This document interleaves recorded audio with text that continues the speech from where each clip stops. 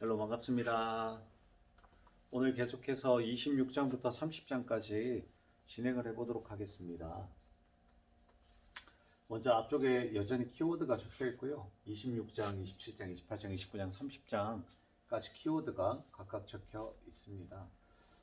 26장을 먼저 살펴보시면 이삭이 그랄에서 살다가 큰 키워드고, 이때 당시에 땅에 흉년이 들어가지고 아브라함 때에도 사실 흉년이 들었던 적이 있었다라고 성경은 기록하고 있습니다. 그래서 하나님께서는 직접적으로 이삭에게 이집트로 가지 말아라고 명령을 하십니다. 내가 너에게 살라고 한 이 땅에서 살아라라고 말씀을 하시고, 내가 이 땅에서 살아야 내가 너를 보살피고 너에게 복을 주겠다라고 말씀하고 계십니다.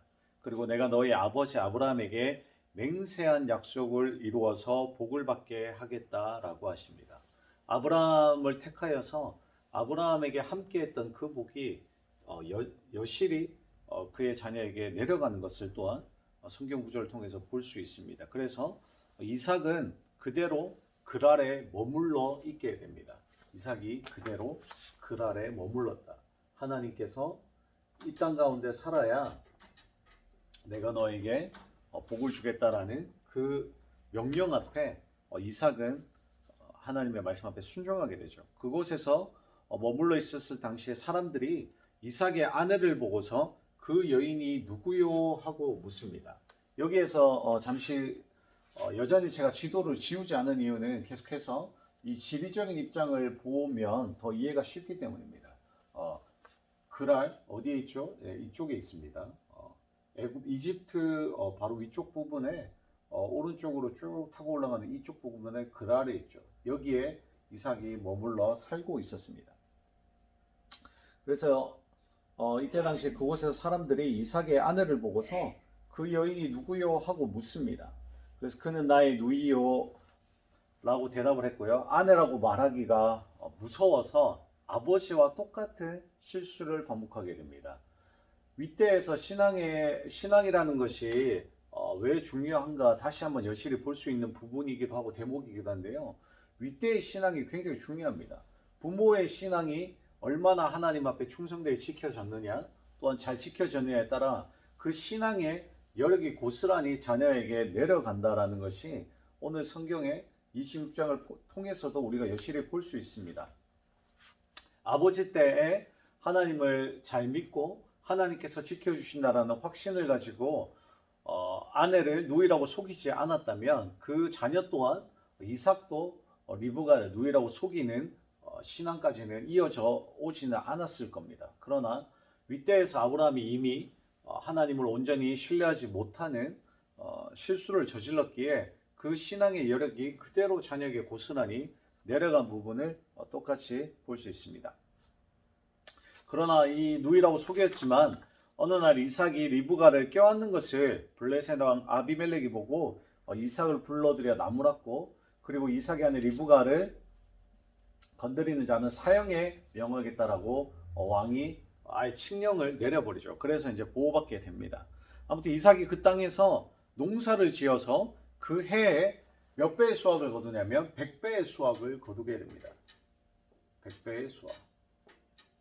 그리고 성경에 기록하기를 이 100배의 수확은 하나님께서 복을 주셨기 때문이라고 기록하고 있습니다. 하나님께서 복을 주셨다. 즉 이삭은 아무것도 사실 하는 게 없었다는 거죠. 인간은 아무것도 할 수 있는 게 없지만 하나님께서 작정하고 복을 주시기 시작하면 몇 배가 아니고 5, 6배 그 정도 10배가 아니고 100배의 수확까지 볼 수 있는 것들을 볼 수 있습니다. 그래서 그의 100배의 수확을 거두었고요. 그는 부자가 되었습니다. 그리고 성경이 기록하기를 재산이 점점 늘어나서 아주 부유하게 됐다라고 이야기합니다. 모든 인생에 있어서는 다 단계가 있는 것 같습니다. 단번에 막 재산이 폭탄 맞는 것처럼 기독교인들도 많은 사람들이 로또를 사고 일확천금의 꿈을 꿈꾸지만 그것은 비성경적입니다. 굉장히 하나님께서 원하시는 방향이 아니고 하나님께서 바라시는 신앙의 모습이 아닙니다. 모든 인생에는 단계가 있고 이때 당시에도 100배의 수확을 거두어 주신 하나님의 역사심에 따라 재산도 점점 늘어났던 것이 한 번에 뭐 확 늘어나고 한 번에 무슨 인생의 로또를 맞는 그런 거는 굉장히 비성경적이다라고 볼 수 있습니다. 그래서 하나님이 내려주신 절대적인 복으로 말미암아 부자가 되었고 재산이 점점 늘어나서 아주 부유하게 되었다라고 기록하고 있고요. 재산이 점점 늘어났기 때문에 이때 당시에 블레셋 사람들이 이제 시기를 시작합니다. 굉장히 시기하게 되고 못 살게 굴게 되죠. 그래서 아브라함 때 판 모든 우물을 막고 흙으로 덮어버립니다.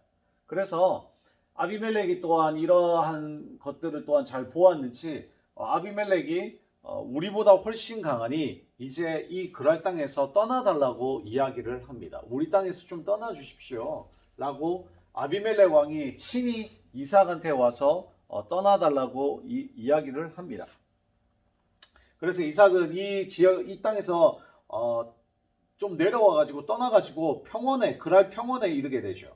그랄 평원에 이르러서 장막을 치고 우물을 파기 시작합니다. 그러나 샘이 터지자 그랄 목자들과 다투기 시작하였고 첫 번째 다툼으로 에색이라고 명하고 두 번째로 또 우물을 파자 또 그랄 목자들이 시비를 걸어와서 우물을 파는 걸 반대했다 해서 신나라는 이름을 짓고요.